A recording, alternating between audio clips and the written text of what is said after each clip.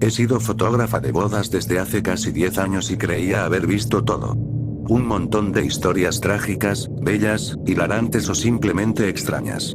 La típica anécdota del novio que fue sorprendido haciéndolo con la dama de honor, las familias protagonizando peleas, la novia provocándose una sobredosis en el baño, las parejas homosexuales sin invitados para su boda, o, peor aún, el pariente homofóbico que se cuela en la celebración y ofrece un espectáculo. Sin embargo, hoy no contaré esas típicas historias.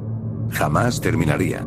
Hoy, escribo para relatarles lo que sucedió en una boda del mes de octubre el año pasado. Me encanta cubrir bodas en otoño, y si alguna vez llego a casarme probablemente será en esta estación. Los padres de la novia me contactaron, solicitaron mis servicios para una boda que celebrarían en 15 días. Mencionaron que el fotógrafo elegido se había echado para atrás y no podría cubrir el evento, así que estaban desesperados por contratar a alguien que inmortalizara la boda de su amada hija en fotografías. Afortunadamente para ellos, mi agenda estaba casi vacía.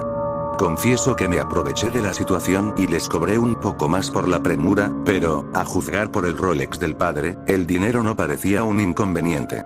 Algo en lo que soy buena es adivinando el estatus socioeconómico de la familia y, una vez más, acerté. Los del Valle se codeaban con la crema y nata de la sociedad. La primera impresión no fue buena. No es que sea obligatorio que todos mis clientes me agraden, aunque hace las cosas mucho más fáciles para mí. Ernesto del Valle miraba lascivamente mi escote cuando creía que no estaba mirando, y Carol era la clásica esposa trofeo que los hombres ricos adquieren y ponen en una vitrina. Jamás había conocido a un ser humano que tuviera una apariencia tan plástica. No tengo nada en contra de la cirugía plástica o el botox, pero para todo hay límites. Creí que aquellos padres que me contrataron no me darían más problemas que la novia, y es que la joven estaba ocupada con el asunto de la planificación y todas esas tonterías, así que no lo pensé demasiado. Pero cuando llegó el día, vaya error. Rápidamente me di cuenta que me había metido en algo de lo que no quería formar parte. La primera vez que vi a Tania, la novia, lo primero que se me vino a la mente fue: no sé cuántos años tiene esta mujer. Bien podría tener 16 años, así como también 18. Pero, definitivamente no pasaba de los 20. He visto matrimonios jóvenes que tienen un desliz y son obligados a casarse, pero entonces conocí al novio. Marcelo Hernández. Definitivamente superaba los 30 años. Y con Marcelo, había algo malo en él. El hombre era un gigante, se levantó sobre mí y dejó mucho más abajo a Tania. Con aquel rostro pálido y ojos hundidos, bien podría pasar como largo de la familia Adams. Al estrechar mi mano y presentarse, un escalofrío me recorrió la espalda. Todos esos años de práctica me ayudaron a sonreír y fingir lo extraño que resultaba aquella escena. Tania no dijo una sola palabra mientras la preparaban para el día más importante de su vida. Por otro lado, Carol no paraba de hablar y criticar. Afortunadamente, aquella mujer nefasta tenía que salir a fumar cada 15 minutos y este momento permitía a la gente del maquillaje hacer su trabajo. Cuando finalmente terminaron, Tania lucía perfecta. Llevaba un vestido blanco impecable, una tiara sobre el cabello rubio y unas mejillas sonrojadas con el tono ideal. Pero, a diferencia de todas las novias para las que había trabajado antes, no había dicho una sola palabra.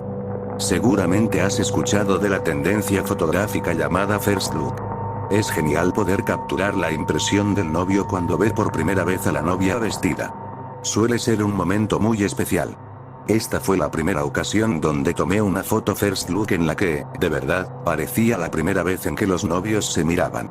A todas luces Marcelo estaba fascinado por la belleza de la novia, pero ella parecía menos que emocionada cuando la tomó de la mano y la apretó con fuerza. Se me hizo un nudo en la garganta cuando él se inclinó para darle un beso en la mejilla y ella se encogió. Es mentira eso de que los matrimonios arreglados solo suceden en países extranjeros, y que solo algunas culturas forman parte de esto. Sucede todo el tiempo en nuestro país y, la mayoría de las veces, son ancianos que desean una esposa virgen. Cuando digo la palabra virgen, quiero decir que todavía esté en la escuela secundaria. No era la primera vez que me contrataban para fotografiar un matrimonio así. Me las arreglé para abordar a Tania a solas en la habitación donde la preparaban. Estaba sentada junto a una ventana abierta mientras hacía malabares con un cigarrillo apagado entre sus dedos. ¿Necesitas fuego? Le pregunté al entrar. No, muchas gracias. Ni siquiera fumo, pero dicen que te hace sentir mejor, ¿no? Respondió mientras me observaba con aquellos enormes ojos azules. Sí, y de paso te da cáncer de pulmón y garganta. Le arrebaté el cigarrillo y lo encendí. Pero yo soy un mal ejemplo, así que haz lo que digo y no lo que hago. Aquello dibujó una sonrisa en su rostro, aunque apenas duró un segundo. ¿Qué tan seguido fumas? Preguntó. Depende de cómo vaya el día. Regularmente 2 o 3, pero en un mal día puedo llegar a fumar todavía más. Bajé el cigarrillo y la miré. ¿Cuántos años tienes, Tania? 19, y en algunos días cumpliré los 20. Tengo la carita de una niña. Sus mejillas se sonrojaron un poco. ¿Por qué la pregunta? Volteé a la puerta para asegurarme de que Carol no estuviera cerca. Tania, ¿estás de acuerdo con esto? ¿Con la boda? Los ojos de Tania se abrieron. Oye, eres buena. Ella también echó un vistazo a la puerta. Ernesto, mi padrastro, arregló la boda. Si se hubiera hecho como él deseaba, me hubiera casado a los 15 años, pero Marcelo se demoró. Creo que fue por negocios. Intentó posponerlo un año más, pero Ernesto le dio a entender que había otras ofertas. Tania estremeció y se cruzó de brazos. Si digo que no, Ernesto me echaría a la calle y cancelaría la cuenta bancaria. No tendría nada, ni a nadie, y no sé qué haría si eso llegara a pasar. Metí la mano en mi bolso y saqué una tarjeta de presentación. Atrás de la tarjeta encontrarás el número de un refugio para mujeres. Se dedican a ayudar a mujeres como tú a escapar de situaciones peligrosas en el hogar. Las protegen y, de ser necesario, las ayudan a comenzar una nueva vida en otro lugar. Abajo está mi número personal, por si necesitas a alguien con quien hablar, ¿de acuerdo? Tania tomó la tarjeta y la sostuvo con fuerza antes de guardarla en su sostén. Podría ser la persona más amable que he conocido, murmuró. La tomé por el hombro y le di un apretón. Eso intento, le dije antes de apagar el cigarrillo contra el alféizar de la ventana. Si necesitas escapar en cualquier momento de esta noche, solo pídeme que te ayude a ir al baño. Y te convertiré en una novia fugitiva, bromeé. Eso le dibujó otra sonrisa en el rostro que se desvaneció en el preciso instante que su madre ingresó a la habitación. Bueno, ¿por qué tardan tanto? Apúrense, la boda empezará en 15 minutos y no quiero que estés llorando ni pongas tu cara de mustia, le advirtió. La sonrisa de Tania desapareció y me lanzó una mirada triste antes de ir tras su madre. La ceremonia hubiera resultado mucho más llevadera si no conociera el sucio secreto que ocultaba la familia. Tania no sonrió ni una sola vez. Me pareció que sus damas de honor ni siquiera tenían amistad con ella, al menos no una sincera. Cuando el sacerdote finalmente dijo puede besar a la novia, una lágrima se deslizó por la mejilla de Tania mientras Marcelo se inclinaba para besarla. Había considerado llamar a la policía, pero, ¿qué podían hacer al respecto? Probablemente Tania terminaría cediendo a la presión de su familia y diciendo que todo andaba bien, que no era menor de edad y que Marcelo no era un pervertido que la había tratado con su padrastro. Por supuesto, la impotencia hizo que la situación fuera todavía peor. Lo único que podía hacer era tomar fotos del peor día en la vida de Tania. En la recepción, Carol fastidió tanto con las fotos que estaba a punto de arrancarle el pelo. Sin embargo, noté algo diferente en el primer baile de la pareja. Al principio, Tania se mostraba reacia incluso a tocar a Marcelo, pero él se inclinó y le susurró algo al oído. La forma de comportarse con su esposo cambió por completo en una fracción de segundo, incluso pude leer sus labios mientras preguntaba ¿de verdad? Marcelo asintió y finalmente pude captar una foto de Tania sonriendo después de decir sí quiero. Cuando terminó el baile, la joven parecía muy feliz con su esposo, acomodaba la cabeza sobre su pecho al ritmo del vals del emperador. El cambio fue impresionante, Tania se convirtió en una de las novias más felices y coquetas que he fotografiado. Incluso se inclinó para besar a su esposo en la mejilla mientras se sentaban, acto que tomó por sorpresa a Marcelo a juzgar por la forma en que se sonrojó. Empecé a cuestionarme si Marcelo había puesto algo en su bebida para lograr que actuara tan feliz, cuando Carol empezó a fastidiar de nuevo preguntándome sobre su esposo. Es esa clase de madre que olvida estar en la boda de su hija y no en la suya, por lo que quería una foto con su Ernestito. Para sacármela de encima le dije que lo buscaría. Lo vi tomando como si no hubiera mañana, entonces, supuse que estaría en el baño vomitando o engañando a su mujer. Cuando me acerqué al baño de hombres, escuché a alguien haciendo gárgaras o intentando tragar algo. Guácala. Lo sé, pero quería arruinarle el día a la perra desagradable de Carol al confirmarle que su marido le ponía el cuerno. Así que abrí la puerta del baño con mi cámara lista. Hice contacto visual con Ernesto o, mejor dicho, con la cabeza de Ernesto. La pusieron sobre el lavabo, con una expresión torcida que reflejaba el terror absoluto. Las paredes del baño estaban cubiertas de sangre y las partes del cuerpo diseminadas por el suelo. Mientras tanto, Marcelo se había quitado el smoking y se tragaba el brazo de Ernesto. El brazo entero. Ahora me preguntaba si habían puesto algo en mi bebida. Los humanos no somos capaces de abrir la mandíbula de esta forma, y con cada trago de Marcelo el brazo se hundía más profundo en su garganta. Observé los dedos de Ernesto desaparecer en las fauces de su yerno como si dijeran un pequeño adiós, y entonces dejé caer la cámara. Sí, escuché que algo se rompió, pero en ese momento no me importaba en lo más mínimo.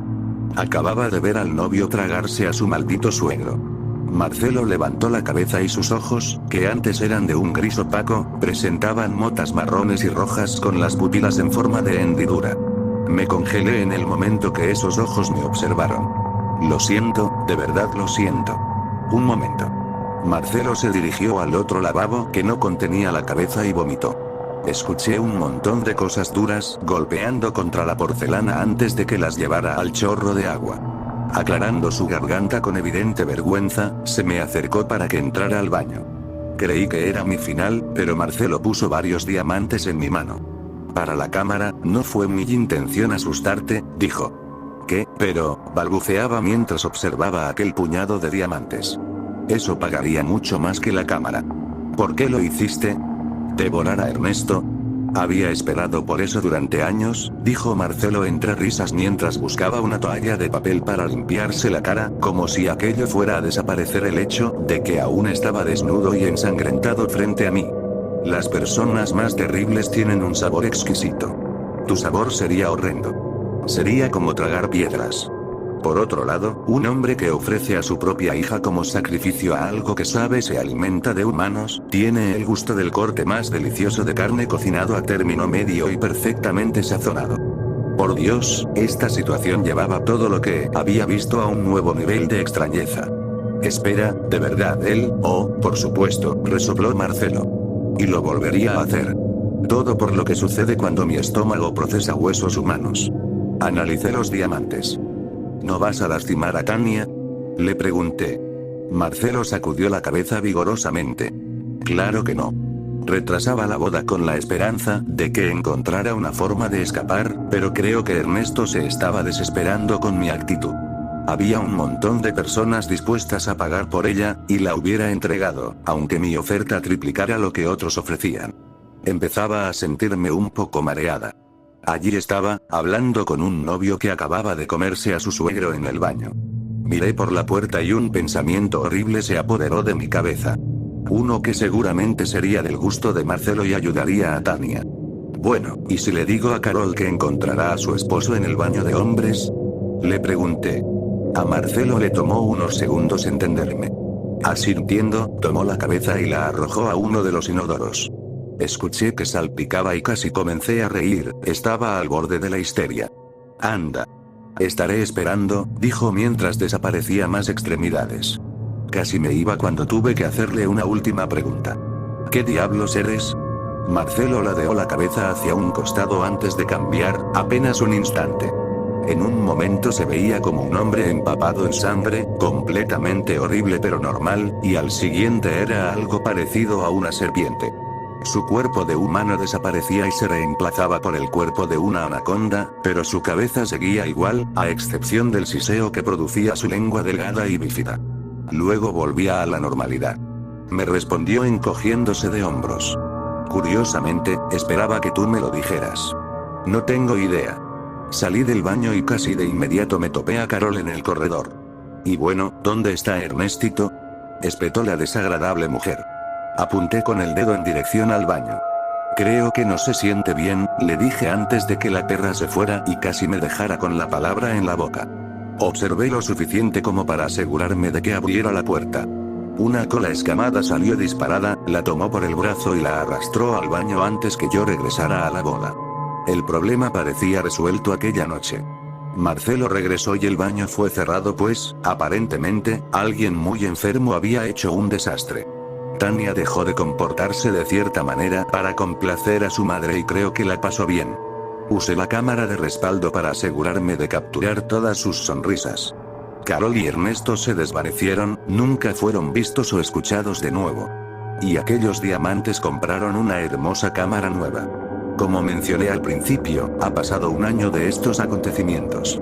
Nunca me olvidé de esa boda, pero, lo que me llevó a compartir la historia fue que recibí una solicitud de amistad de Tania en Facebook. No suelo aceptar solicitudes de amistad de mis clientes anteriores, pero esta vez hice una excepción. Le va mucho mejor. Asiste a la universidad, esculpe y pinta. También es voluntaria en el refugio para mujeres, que le recomendé cuando nos conocimos, y todos los viernes por la noche organiza reuniones grupales en una galería local para exhibir los productos de Marcelo. Ahora tiene amigos que realmente parecen sus amigos. En su foto más reciente aparece ella y Marcelo, sonriendo. Tania sostiene la imagen de un ultrasonido.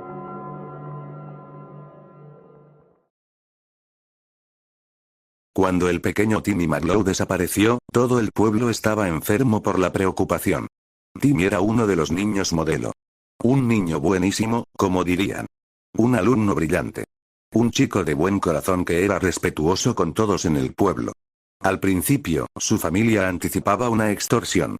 Cuando un niño pequeño es tomado de las calles, usualmente es algo planeado. Era posible que hubiesen estado observando a la familia y esperasen una suma enorme a cambio de su retorno seguro. Pese a que la familia Marlowe no era adinerada en lo absoluto, el pueblo entero había prestado su disposición para ayudarlos. Pero a medida que los días se alargaban en semanas, nada sucedió. Ninguna llamada. Ningún correo. Voluntarios atentos armaron campañas de búsqueda. Todas las personas en el pueblo habían llegado para ayudar en el rescate del pequeño. Pegaron volantes en cada poste de luz y edificio. No se podía recorrer una calle sin ver la dulce sonrisa de Timmy iluminándote. Buscaron por semanas y semanas hasta que se pareció haber perdido toda la esperanza. El niñito simplemente se había esfumado al final, sus padres se culparon a sí mismos por lo que había sucedido. Siempre habían estado demasiado ocupados como para ayudarlo. El que trabajaran en empleos de tiempo completo resultaba en horarios muy apretados. Por eso contrataron a la señora Astor para que hiciera de niñera. La señora Astor era la viuda que vivía una casa al lado de la familia Marlowe. Luego del fallecimiento de su esposo Albert, se había estado sintiendo bastante sola por su propia cuenta. La señora Astor les dijo a todos que Timmy nunca regresó de la escuela aquella tarde, y fue verdad. Era una anciana intachable. Nadie había conocido a Timmy mejor que la señora Astor. Lo cual, al final, fue la razón que lo mató. Timmy era un monstruo. La señora Astor lo vigilaba cuando él creía que nadie estaba pendiente. La manera en la que mataba a los animales de los vecinos y cómo sonreía cuando eran anunciados como extraviados. Lo había visto colar veneno para ratas en las bebidas de su familia. Nunca lo suficiente para matar, solo lo suficiente para provocar que se enfermaran violentamente.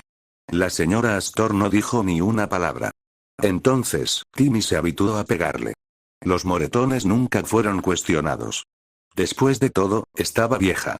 Le salían moretones con facilidad. Timmy se aprovechó de esto y comenzó a golpearla más y más. Hacía berrinches y le tiraba cosas. Una noche, la señora Astor se fue a casa con la nariz rota. Atraerlo con galletas y postres no había sido difícil. ¿Qué niño podría resistirse a su gastronomía? Timmy se murió al instante. Lo único que quedó por hacer fue ingeniar la manera para deshacerse del cuerpo. Las personas del pueblo siempre habían creído que la señora Astor era una anciana dulce e inocente. Ella incluso se había ofrecido a preparar comida para las personas dedicadas que querían ayudar en la búsqueda del niño desaparecido. Llegó lista con sus famosos pasteles de carne y limonada, sonriendo gratamente de oreja a oreja, en tanto el equipo de búsqueda disfrutaba de los refrigerios de la señora Astor. ¿No se dieron cuenta de que terminaron encontrando al pequeño Timmy después de todo?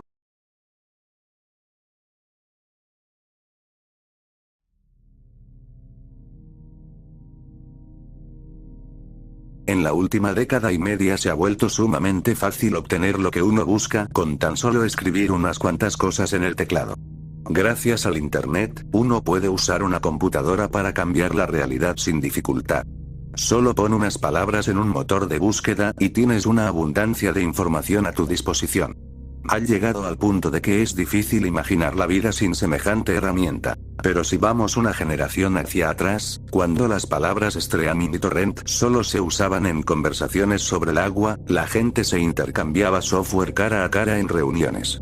Se daban juegos y aplicaciones en disquetes de 5, 25 pulgadas, las cuales tenían sus títulos escritos con Sharpie. Aunque claro, la mayoría de esas reuniones eran para que ciertos individuos ahorrativos y con mentalidad comunitaria se intercambiaran juegos populares como King's Quest y Maniac Mansion.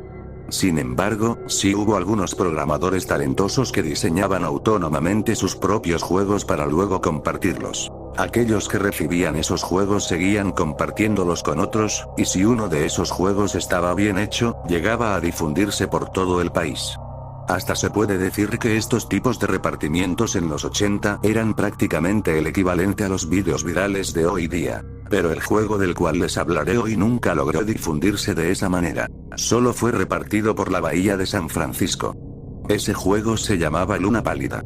Ya no existen copias, y cualquier computadora que alguna vez tenía instalado ese juego no es nada más que chatarra enterrada bajo capas de basura y poliestireno. La razón por ello es el hecho de que el juego contenía varios aspectos abstrusos en su diseño. Luna Pálida era un juego de aventura conversacional, como Zorco de Lurking Horror.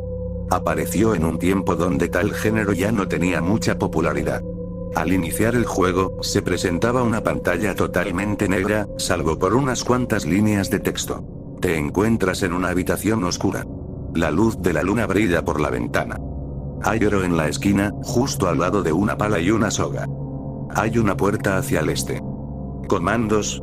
Y así comienza el juego, el cual fue descrito una vez como enigmático, sin sentido y totalmente injugable por un escritor de una revista ya descontinuada.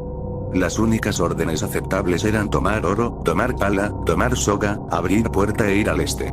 Una vez entrados esas órdenes, se presentaba al jugador lo siguiente. Toma tu recompensa. Luna Pálida te sonríe. Te encuentras en un bosque. Hay caminos que van hacia el norte, oeste y este. Comandos. Lo que frustró a los pocos que jugaron a este juego fue su inestabilidad desde la segunda pantalla. El juego solo aceptaba una de las tres direcciones ofrecidas. En este caso, si se indicaba que se vaya a cualquier dirección que no sea el norte, la computadora del usuario se colgaría, requiriendo que se apague para luego encenderla nuevamente. Y todas las pantallas que aparecían después de esa repetían el mismo texto, la única diferencia siendo las direcciones ofrecidas. Los comandos típicos de los juegos de aventura conversacionales no parecían hacer nada. Las únicas órdenes aceptables, además de los de movimiento, eran usar oro, el cual presentaba el siguiente mensaje. Aquí no. Usar pala, el cual presentaba. Ahora no. Y usar soga, el cual presentaba. Ya has utilizado eso.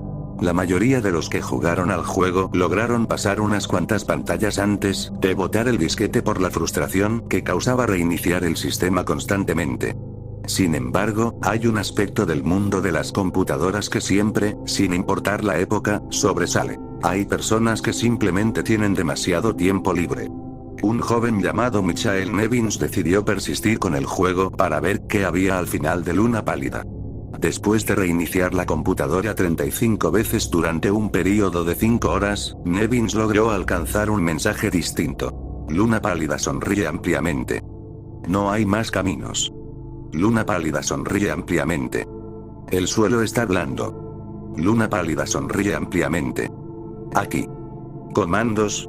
Pasó otra hora antes de que Nevins descubriera la combinación correcta de comandos. Cavar hoyo, colocar oro y tapar hoyo. Al escribir esas órdenes, salía un último mensaje. Felicitaciones. 40, 242, 48, menos 121, 4434. Después de eso, el juego no aceptaba más órdenes, y el usuario tenía que reiniciar la computadora una última vez. Luego de pensarlo por un rato, Nevins llegó a la conclusión de que los números eran coordenadas de latitud y longitud, las cuales llevaban a un bosque extenso localizado en el Parque Nacional Volcánico Lassen. Ya que él tenía más tiempo libre que juicio, decidió ir allí, determinado a descubrir qué secreto aguardaba Luna Pálida. Al siguiente día, él fue al bosque armado con un mapa, una brújula y una pala. Notó cómo el camino que tomaba seguía las mismas direcciones que él tomó en el juego, y a pesar de que inicialmente tenía sus dudas, esa similitud confirmó sus sospechas de que al final de esta aventura, se iba a encontrar con el tesoro enterrado de un excéntrico. Ya cansado de buscar las coordenadas, Nevin se alegró cuando se tropezó con una superficie desnivelada. Ya que estaba tan emocionado cuando desenterró ese tesoro, se quedó un poco más que sorprendido cuando vio la cabeza de una niña rubia en un estado avanzado de descomposición. Nevins notificó la situación a las autoridades. La niña fue identificada como Karen Paulse, de 11 años. Ella fue reportada como desaparecida en San Diego hace 1 año y medio.